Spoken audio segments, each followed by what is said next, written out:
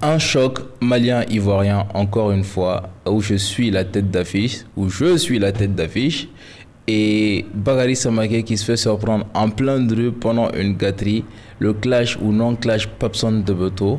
Bienvenue dans une autre escapade de la famille, intro.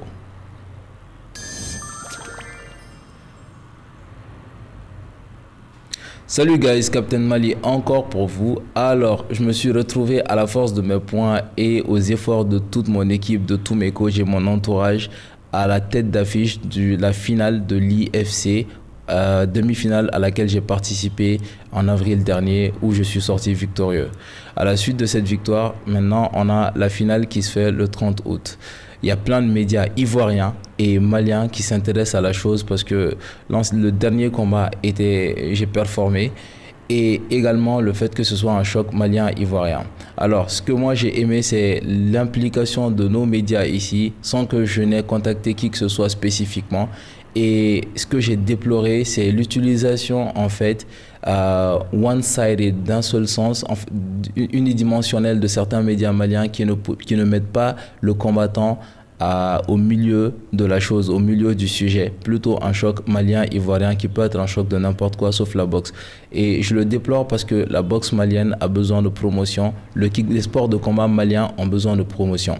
Alors, j'ai vu la publication de Renouveau qui parle d'abord de la défaite de Latin face à Samo Samo, ensuite du combat. J'ai trouvé ça assez inapproprié parce que en réalité ce n'est pas le même sujet, ce n'est pas le même type de combat, et moi j'ai confiance à Latin qui est aussi très fort pour prendre sa revanche, on va dire dans un autre compartiment qui n'est complètement pas le même. Alors je voulais prendre ce temps en fait pour vous partager une réflexion, et vous me direz ce que vous en pensez. Je ne suis pas le premier Malien à gagner en Côte d'Ivoire. Je ne suis pas le premier Malien. Il y a plein de boxeurs maliens qui sont ici, qui performent, qui œuvrent, dont vous voyez même les vidéos. Mais tant les médias et les petites pages qui partagent les combats et les extraits des uns et des autres sans les taguer, sans les mettre à la lumière, tant ces combattants-là ne sont pas connus. Voilà pourquoi je me plains quand les publications se font de cette manière-là. C'est sans rancune. Merci de la promotion, merci du soutien. Je vais vous faire honneur à mes coachs, à tout le monde, toute personne qui a pris le temps de me soutenir.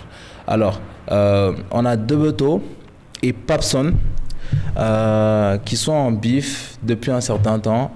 C'est venu de quoi? Il y a Papson qui fait une émission avec De Beto, une sorte de hitch. Il y a De Beto qui derrière dit sur un plateau que un rappeur qui ne sait plus rapper devient un chroniqueur ou un animateur, et il y a Papson qui prend ça mal et selon ses dires l'a fait savoir à l'entourage de Beto et lui a fait savoir à lui, mais indirectement, visiblement, et pas de réaction, donc il se met dans un clash.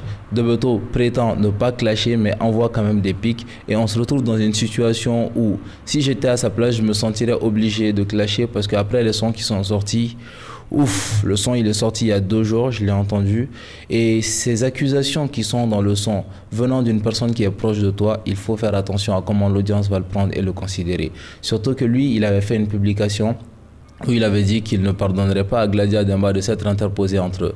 Maintenant, apparemment, Papson veut le buzz de ce clash, il veut la fumée, et ce n'est pas un mauvais rappeur. Donc, qu'est-ce qui va se passer? Je vous laisse la barre de commentaires. Bagari Samaké, notre étoile montante de la boxe. Certains prétendent qu'il est ivoirien, certains disent qu'il est d'origine malienne, mais au jour d'aujourd'hui, actuellement, c'est un boxeur français qui performe, qui ne fait que gagner, et il gagne sur le ring et dans la rue. Alors moi, ça m'a beaucoup fait rire parce qu'à chaque fois qu'il y a ce genre de choses on va dire, qui transcendent le téléphone de la personne et se retrouvent sur les réseaux sociaux, les uns et les autres se conduisent comme si eux, ils n'étaient jamais acteurs de ce genre de faits. On se connaît les gars, on se connaît.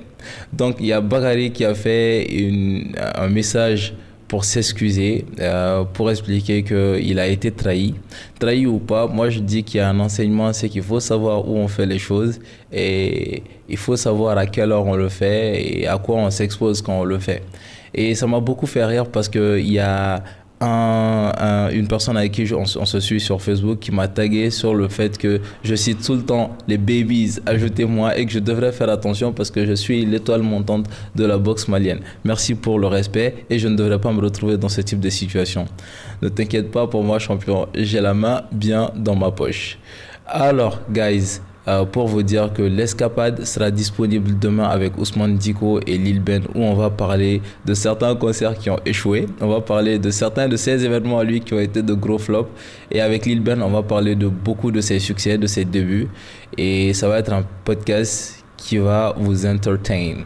Et d'ici là, prenez soin de vous. À une prochaine fois dans les escapades.